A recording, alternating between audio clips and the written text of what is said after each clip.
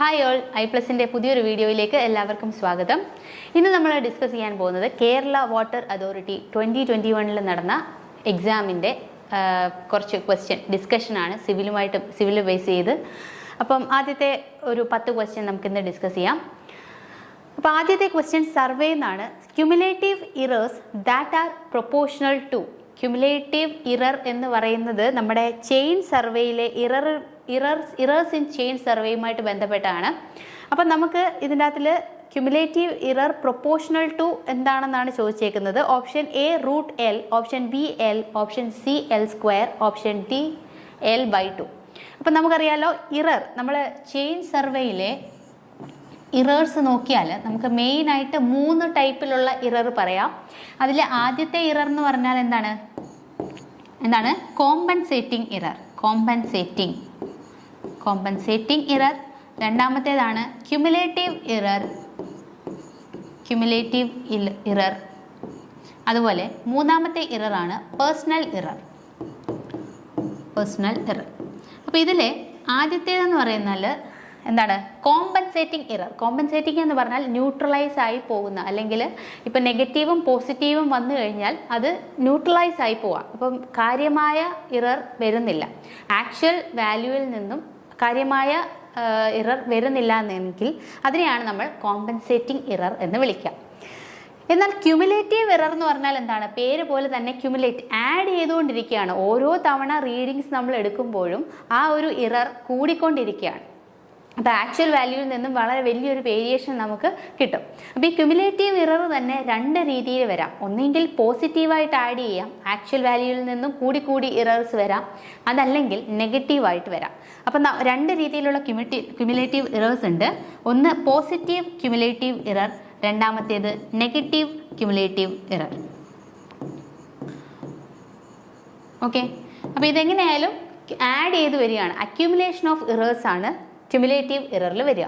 ഇനി മൂന്നാമത്തെ ഇററാണ് personal error. അതായത് നമ്മൾ എന്തെങ്കിലും ഒബ്സർവേഷൻസ് എടുക്കുന്ന സമയത്ത് എന്തെങ്കിലും മിസ്റ്റേക്ക് കാരണം, നമ്മുടെ അശ്രദ്ധ കാരണം ഒക്കെ വരുന്ന ഇററാണ് പേഴ്സണൽ ഇറർ. അപ്പോൾ ഇതിൽ കോമ്പൻസേറ്റിംഗ് ഇറർ എന്ന് പറഞ്ഞാൽ നമുക്കറിയാലോ, ഓൾറെഡി പറഞ്ഞു, ന്യൂട്രലൈസ് ആയി പോവാം. പോസിറ്റീവും നെഗറ്റീവും വരുന്നത് കൊണ്ട് തന്നെ ഇപ്പോൾ ഓരോ തവണ റീഡിങ്സ് എടുക്കുമ്പോഴും ചിലപ്പം ആഡ് ചെയ്ത് വരാം, ചിലപ്പം ഇൻക്രീസ് ചെയ്ത് വരാം, ചിലപ്പം കുറഞ്ഞു വരാം.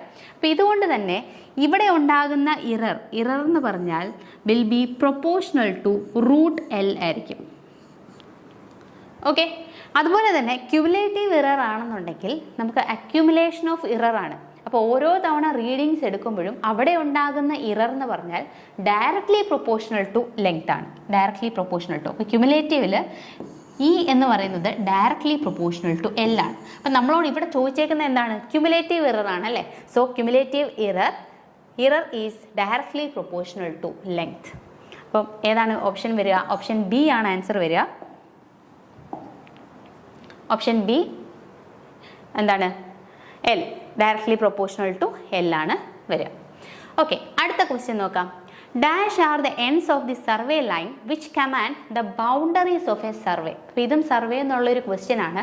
നമ്മൾ ഒരു ഏരിയ സർവേ ചെയ്യുന്ന സമയത്ത് ആ ഒരു ഏരിയയുടെ ബൗണ്ടറി തീരുമാനിക്കുന്നത്.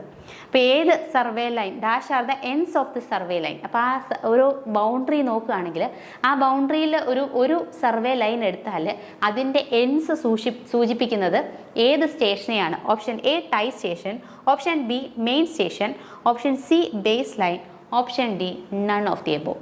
അപ്പോൾ ഇതിലേതാണ്? നമ്മളൊരു സർവേ, ഇതൊരു സർവേയുടെ എക്സാമ്പിളാണ്, സർവേ ലൈൻസിൻ്റെ എക്സാമ്പിളാണ്. അപ്പോൾ നമ്മൾ ഈ ഒരു ഏരിയ സർവേ ചെയ്ത് കഴിഞ്ഞാൽ ഇതിൻ്റെ ഒരു ബൗണ്ടറി സെറ്റ് ചെയ്യാൻ വേണ്ടിയിട്ട്, അല്ലെ ഔട്ടർ ഇത് എവിടെ വരെയാണ് നമ്മൾ സർവേ ചെയ്യേണ്ടതെന്നുള്ള ഒരു ബൗണ്ടറി നമുക്ക് കിട്ടാൻ വേണ്ടിയിട്ട് നമ്മൾ ആദ്യമേ സെറ്റ് ചെയ്യുന്നത് നമ്മുടെ മെയിൻ സ്റ്റേഷൻസ് ആണ്, അല്ലേ? ഈ ട്രയാങ്കിളായിട്ട് കാണിച്ചിരിക്കുന്നതാണ് നമ്മുടെ മെയിൻ സ്റ്റേഷൻസ്. ഈ മെയിൻ സ്റ്റേഷൻസിനെ തമ്മിൽ കണക്ട് ചെയ്യുന്നതുകൊണ്ട് നമ്മൾ വരയ്ക്കുന്ന സർവേ ലൈൻസിനെയാണ് നമ്മൾ എന്ത് പറയുക? Main survey lines. അപ്പം നമുക്ക് എന്തായി? ബൗണ്ടറി ആയി. അപ്പോൾ ബൗണ്ടറി സെറ്റ് ചെയ്യാൻ വേണ്ടിയിട്ട് നമ്മൾ വരയ്ക്കുന്നതാണ് മെയിൻ സർവേ ലൈൻസ്. അതിൻ്റെ എൻഡ് പോയിന്റ്സിൽ ആരാണുള്ളത്? മെയിൻ സ്റ്റേഷൻസ് ആണ്, അല്ലേ? ഓരോ മെയിൻ സർവേ ലൈൻസിൻ്റെയും എൻഡിലായിട്ടുള്ളത് ആരാണ്? മെയിൻ സ്റ്റേഷൻസ് ആണ്. അപ്പോൾ ഇതെല്ലാം തന്നെ മെയിൻ സ്റ്റേഷൻസ് ആണ്. ഓക്കെ, ഇനിയും നമ്മൾ ഒരു സർവേ ഏരിയയിൽ നമ്മൾ മെയിൻ സ്റ്റേഷൻസിനെ തമ്മിൽ കണക്ട് ചെയ്തു വരയ്ക്കുന്ന ലോങ്ങസ്റ്റ് ലൈൻ ഏതാണെന്ന് ചോദിച്ചാൽ അതാണ് ബേസ് ലൈൻ. അപ്പോൾ ലോങ്ങസ്റ്റ് ആയിട്ടുള്ള ലൈൻ ഏതാണെന്ന് ചോദിച്ചാൽ, മെയിൻ സ്റ്റേഷനെ കണക്ട് ചെയ്യുന്ന ലോങ്ങസ്റ്റ് ലൈൻ ഏതാണെന്ന് ചോദിച്ചാൽ അതാണ് നമ്മുടെ ബേസ് ലൈൻ. ഈ ബേസ് ലൈൻ പാസ് ചെയ്യുന്നത് ഏകദേശം നമ്മളെ സർവേ ചെയ്യുന്ന ഏരിയയുടെ സെൻട്രൽ പോർഷനിൽ കൂടിയായിരിക്കും.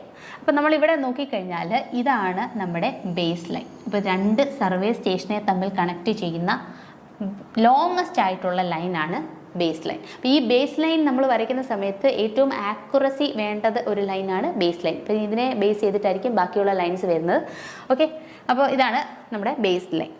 ഇനി നമ്മൾ നോക്കിയാൽ നമ്മുടെ മെയിൻ സർവേ ലൈനിൽ തന്നെ രണ്ട് ഫിക്സഡ് ആയിട്ടുള്ള പോയിൻറ്റ്സ് അല്ലെങ്കിൽ ഫിക്സഡ് ആയിട്ടുള്ള എന്തെങ്കിലും ഒബ്ജക്ട്സ് എടുക്കുകയാണ്, ഫിക്സഡ് ആയിട്ടുള്ള പോയിൻറ്റ്സ് ഉണ്ടെന്നുണ്ടെങ്കിൽ ആ സ്റ്റേഷനെ നമുക്ക് ടൈ സ്റ്റേഷൻസ് എന്ന് വിളിക്കാം.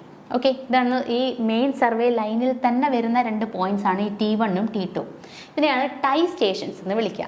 ഈ ടൈ സ്റ്റേഷൻസിനെ തമ്മിൽ കണക്ട് ചെയ്യാൻ വേണ്ടിയിട്ട് നമ്മൾ വരയ്ക്കുന്ന ലൈൻ ആണ് ടൈ ലൈൻ എന്ന് വിളിക്കുന്നത്. അപ്പോൾ നമ്മുടെ എന്തെങ്കിലും ഒരു ഒബ്ജക്റ്റ് വരയ്ക്കണം എന്നുണ്ടെങ്കിൽ അവിടെ നിന്നും ഓഫ്സെറ്റ് എടുക്കാൻ വേണ്ടിയിട്ടാണ് നമ്മുടെ ടൈ ലൈൻ നമ്മൾ വരയ്ക്കുക. ഓക്കെ, അപ്പോൾ ഇതാണ് നമ്മുടെ ടൈ ലൈൻ. ഓക്കെ, അപ്പോൾ നമ്മളോട് ഇവിടെ ചോദിച്ചിരിക്കുന്ന ക്വസ്റ്റ്യൻ എന്തായിരുന്നു? Dash are the ends of the survey line which command the boundary of a survey. ഒരു സർവേയുടെ ബൗണ്ടറി കാണിക്കുന്നത് എന്താണ്? അതിൻ്റെ മെയിൻ സർവേ ലൈൻസ് ആണ്. അതിൻ്റെ എൻഡിൽ ആരാണുള്ളത്? മെയിൻ സർവേ സ്റ്റേഷൻസ് ആയിരിക്കും, അല്ലെങ്കിൽ മെയിൻ സ്റ്റേഷൻസ് ആയിരിക്കും. ഓക്കെ, ഓപ്ഷൻ ബി ആണ് കറക്റ്റ് ആയിട്ടുള്ളത്. Option B. The offset should not be longer than. അടുത്തതും സർവേ എന്ന് തന്നെയുള്ളൊരു ക്വസ്റ്റ്യൻ ആണ്. Offset should not be longer than എത്രയാണ് ചോദിച്ചിട്ടുള്ളത്? Option A 30 metre, option B 20 metre, option C 15 metre, option D 10 metre. അപ്പം നമുക്കറിയാം ഒരു ഒബ്ജക്റ്റിനെ നമുക്ക് മാർക്ക് ചെയ്യണം എന്നുണ്ടെങ്കിൽ നമ്മൾ ടൈ സ്റ്റേഷൻസിൽ നിന്നും എന്താണ് നമ്മുടെ ഓഫ്സെറ്റ് ലൈൻസ് വരയ്ക്കും.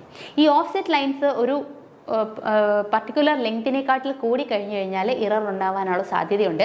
അതുകൊണ്ട് എപ്പോഴും നമ്മൾ 15 മീറ്ററിൽ മാക്സിമം അതിൻ്റെ ഒരു ലിമിറ്റ് പറയാം. 15 മീറ്ററിൽ കൂടാൻ പാടില്ല. 15 മീറ്റർ വരെയുള്ള ഓഫ്സെറ്റുകളാണ് നമ്മൾ വരയ്ക്കുക. അപ്പോൾ എന്താണ് ഓഫ്സെറ്റ് എന്ന് പറഞ്ഞാൽ നമ്മുടെ മെയിൻ സർവേ സ്റ്റേഷൻസ് അല്ലെങ്കിൽ നമ്മുടെ ഒരു സർവേ ലൈൻ ഇതാണെന്നുണ്ടെങ്കിൽ ഈ സർവേ ലൈനിൻ്റെ ലെഫ്റ്റിലായിട്ടോ റൈറ്റിലായിട്ടോ ഏതെങ്കിലും ഒരു ഒബ്ജക്റ്റ് നമുക്ക് പ്ലോട്ട് ചെയ്യണം എന്നുണ്ടെങ്കിൽ നമ്മൾ വരയ്ക്കുന്ന ലൈനുകളെയാണ് ഓഫ്സെറ്റ് എന്ന് വിളിക്കുക. അപ്പോൾ ഈ ഓഫ്സെറ്റ് പല രീതിയിൽ വരയ്ക്കാം.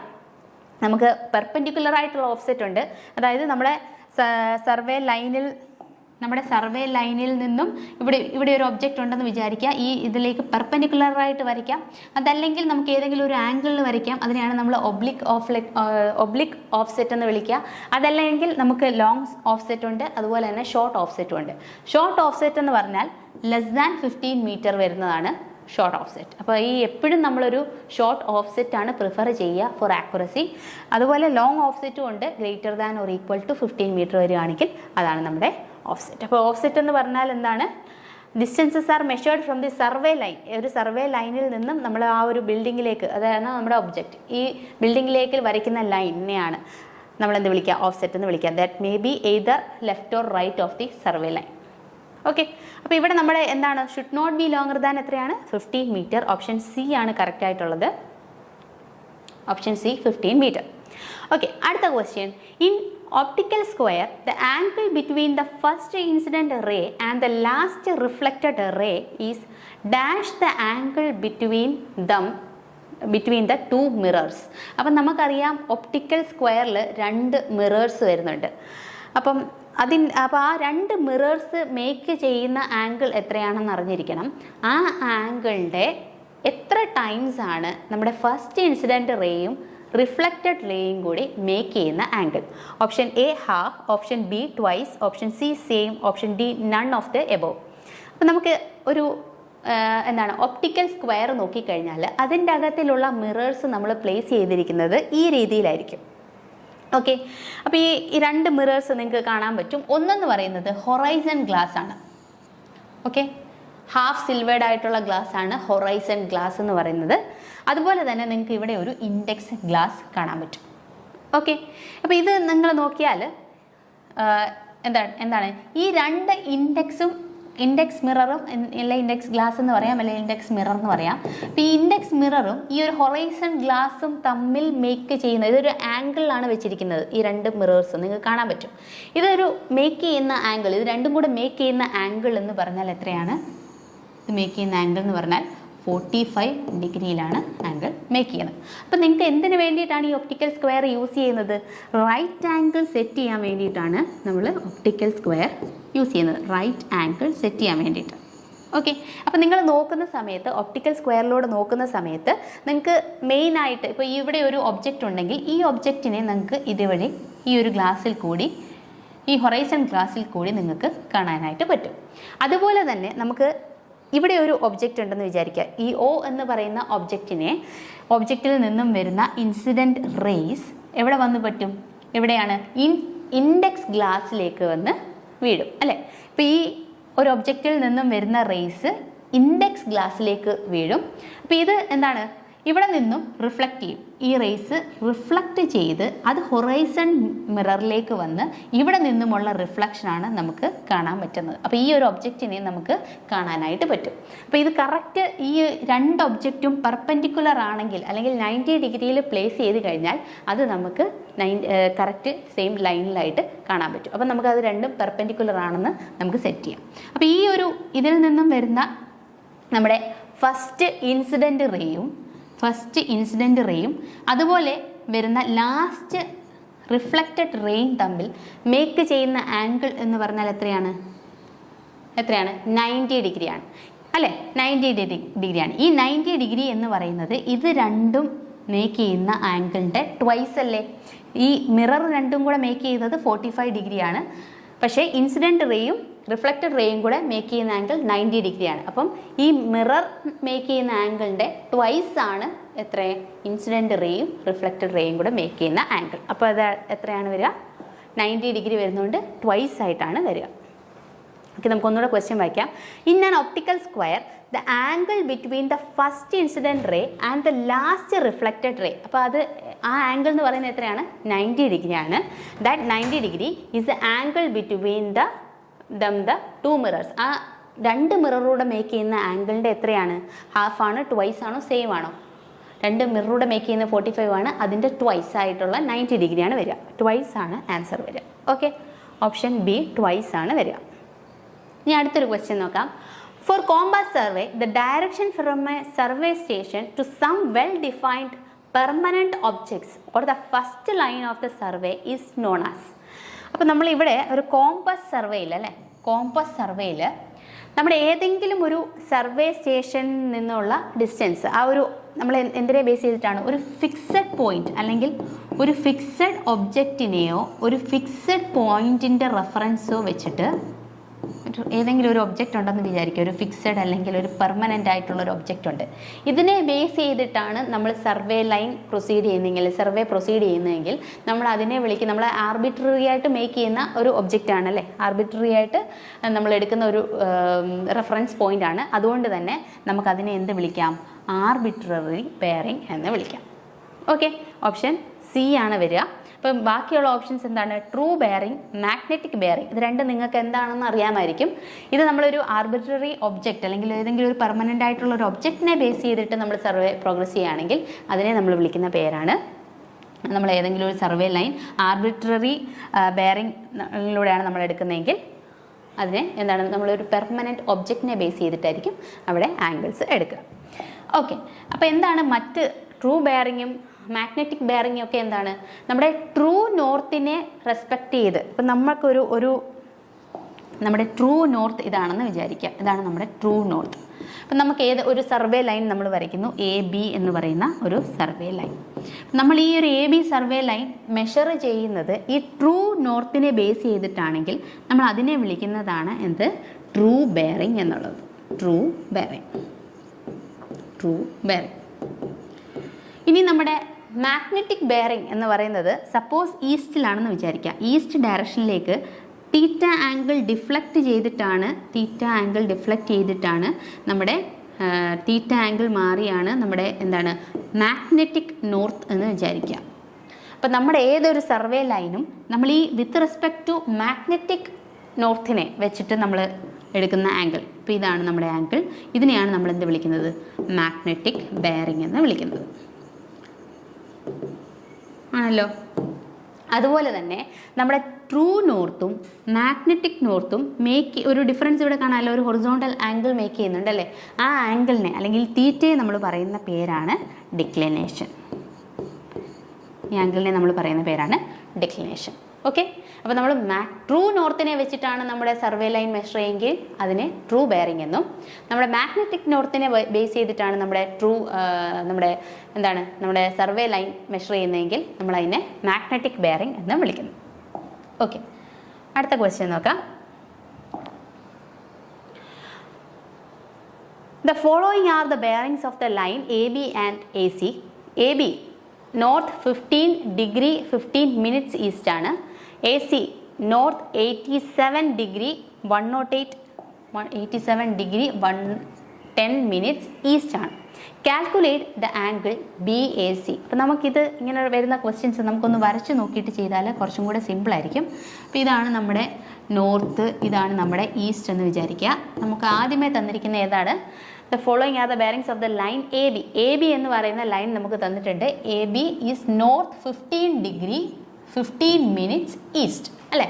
അപ്പം നോർത്ത് 15 ഡിഗ്രി 15 മിനിറ്റ്സ് ഈസ്റ്റ് ആണ്. അപ്പം നോർത്ത് ഈസ്റ്റിലായിട്ട് വരും 15 ഡിഗ്രി. ഇങ്ങനെയാണ് നമ്മുടെ AB ലൈൻ നമുക്ക് പറയാൻ പറ്റുക. ഈ ഒരു ആംഗിൾ എന്ന് പറഞ്ഞാൽ എത്രയാണ്? 15 ഡിഗ്രി 15 മിനിറ്റ്സ് ആണ് വരിക. അതുപോലെ തന്നെ അടുത്ത ബെയറിംഗ് ആണ് AC. AC എന്ന് പറഞ്ഞാൽ നോർത്ത് 87 ഡിഗ്രി 10 മിനിറ്റ്സ് ഈസ്റ്റ് ആണ്. അപ്പോൾ ഇതും എത്രയാണ്? 87 നോർത്ത് ഈസ്റ്റ് തന്നെയാണ്. എത്രയാണ്? 87 ഡിഗ്രി 10 മിനിറ്റ്സ്. അപ്പോൾ ഈ ഒരു ആംഗിൾ എന്ന് പറഞ്ഞാൽ എത്രയാണ്?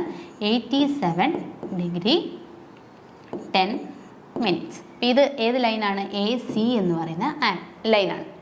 നമ്മളോട് കണ്ടുപിടിക്കാൻ ചോദിച്ചിരിക്കുന്നത് എന്താണ്? Calculate the angle BAC. Angle BAC എന്ന് പറഞ്ഞാൽ എന്താണ്? BAC. ഈ ഒരു ആംഗിൾ ആണ് നമുക്ക് കണ്ടുപിടിക്കേണ്ട ആംഗിൾ BAC. അപ്പോൾ നമുക്ക് എങ്ങനെ കണ്ടുപിടിക്കാം? നമുക്ക് നോർത്തിൽ നിന്നും AC മേക്ക് ചെയ്യുന്ന ആംഗിൾ അറിയാം. അതുപോലെ തന്നെ നോർത്തിൽ നിന്നും AB മേക്ക് ചെയ്യുന്ന ആംഗിളും അറിയാം. ഇതിൻ്റെ ഡിഫറൻസ് എടുത്താൽ പോരെ ഇടയ്ക്കുള്ള ആംഗിൾ കിട്ടാൻ വേണ്ടിയിട്ട്.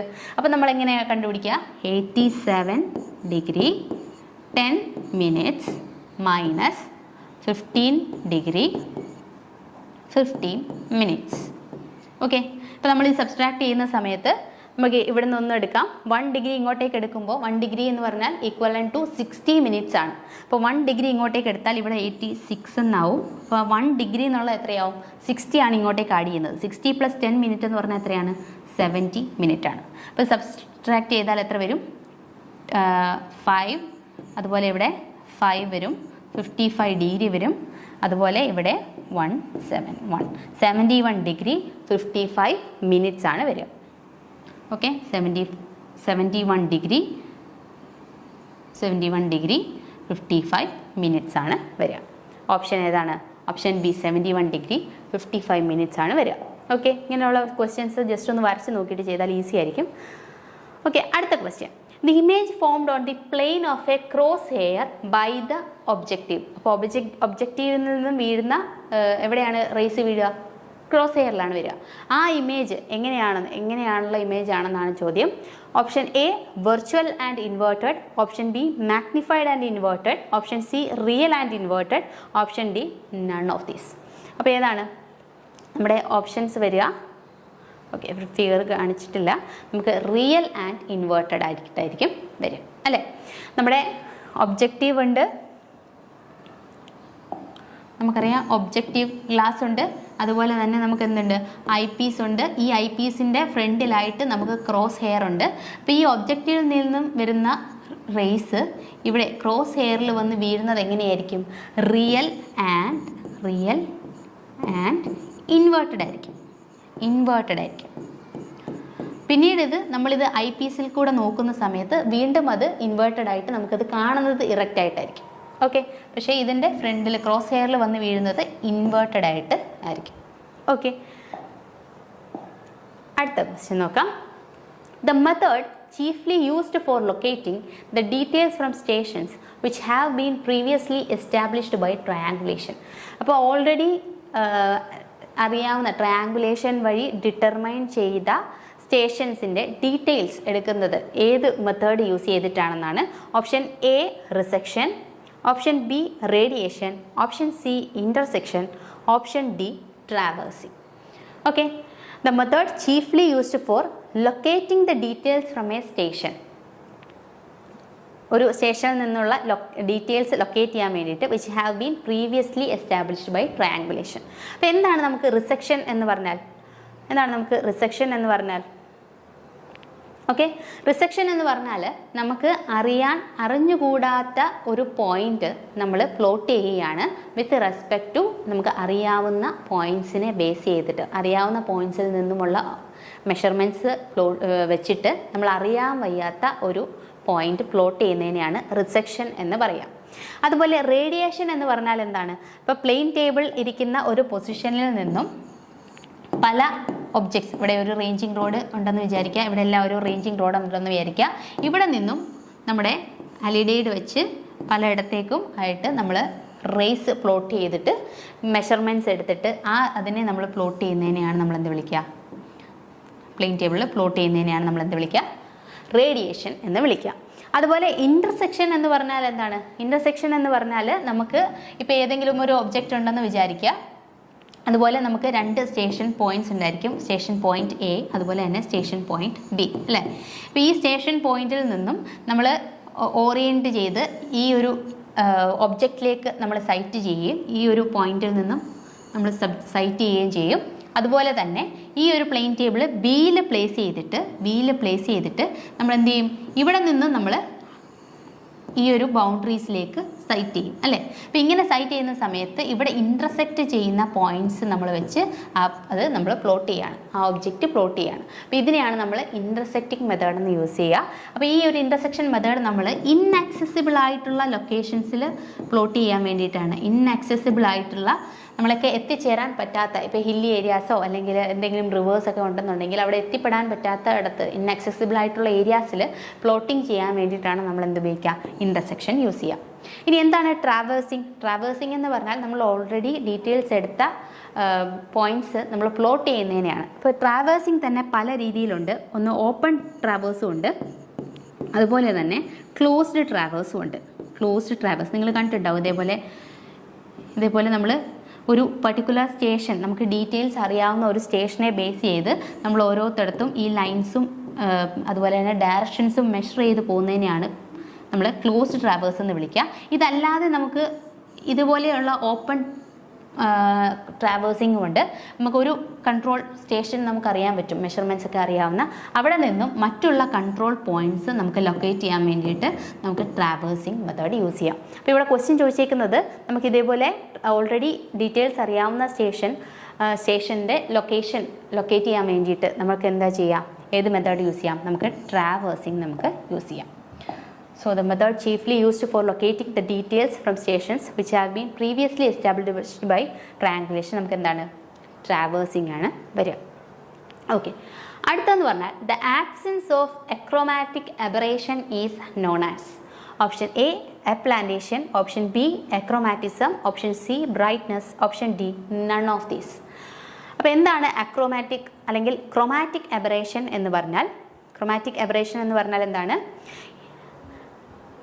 ഓക്കെ, അപ്പം നമ്മൾ ചില വേവ് ലെങ്തിലുള്ള റേസിനെയെല്ലാം നമ്മൾ ലെൻസിൽ കൂടെ നോക്കുന്ന സമയത്ത് പല രീതിയിലുള്ള റേസ് വരികയും ഈ റേസിനെയെല്ലാം ഒരു പർട്ടിക്കുലർ പോയിന്റിലേക്ക് കൺവേർജ് ചെയ്യിക്കാൻ പറ്റാതെ ഇരിക്കുകയും ചെയ്യുന്നതിനെയാണ് നമ്മൾ ഒരു പർട്ടിക്കുലർ പോയിന്റിലേക്ക് കൺവേർജ് ചെയ്തെടുത്താൽ മാത്രമേ നമുക്ക് ഷാർപ്പായിട്ടുള്ള ഇമേജസ് കിട്ടുള്ളൂ. അപ്പോൾ ആ ഒരു പോയിന്റിലേക്ക് ഒരു പർട്ടിക്കുലർ പോയിന്റിലേക്ക് നമുക്ക് എന്താണ് കൺവേർജ് ചെയ്യാൻ പറ്റാത്ത അവസ്ഥേനെയാണ്, ലെൻസിൻ്റെ അവസ്ഥേനെയാണ് നമ്മൾ എന്ത് വിളിക്കുക? ക്രോമാറ്റിക് അബറേഷൻ എന്ന് വിളിക്കുക. അതൊരു ഡിഫക്റ്റാണ്. അപ്പോൾ നമുക്ക് ഷാർപ്പായിട്ടുള്ള ഇമേജസ് കിട്ടത്തില്ല, ഷാർപ്പ് ബൗണ്ടറീസ് നമുക്ക് ക്ലിയർ ആയിട്ടുള്ള ഇമേജസ് നമുക്ക് കിട്ടത്തില്ല. അപ്പോൾ ഈ ഒരു ക്രോമാറ്റിക് അബറേഷൻ നമുക്ക് ഒഴിവാക്കണം ലെൻസിൽ നിന്നും.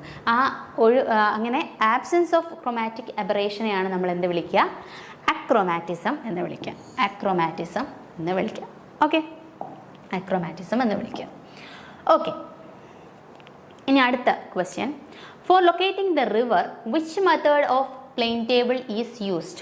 For locating the river, which method of plane table is used? അപ്പം റിവർ എന്ന് പറഞ്ഞാൽ നമുക്കൊരു ഇന്നാക്സസിബിൾ ആയിട്ടുള്ള ഒരു ഒബ്ജക്റ്റ് ആയിട്ട് നമുക്ക് കൺസിഡർ ചെയ്യുകയാണെങ്കിൽ നമുക്ക് ഏത് മെത്തേഡ് യൂസ് ചെയ്യാം? ഈ പറഞ്ഞ പോലെ റേഡിയേഷൻ ആണോ, ഇൻ്റർസെക്ഷൻ ആണോ, ട്രാവേഴ്സിംഗ് ആണോ, റിസെക്ഷൻ ആണോ? എന്താണ് നമ്മുടെ മെത്തേഡ്? ഓപ്ഷൻ ബി ആണ്, റിസെക്ഷൻ ആണ് നമുക്ക് യൂസ് ചെയ്യാൻ പറ്റുന്നത്. ഓക്കെ, റിവർ പ്ലോട്ട് ചെയ്യാൻ വേണ്ടിയിട്ട് നമുക്ക് ഇൻ്റർസെക്ഷൻ മെത്തേഡ് യൂസ് ചെയ്യാം. അപ്പോൾ ഓക്കെ, നമ്മൾ 10 ക്വസ്റ്റ്യൻസ് ആണ് ഡിസ്കസ് ചെയ്ത് കഴിഞ്ഞത്. നിങ്ങൾക്ക് മനസ്സിലായെന്ന് വിചാരിക്കുന്നു. Thank you so much.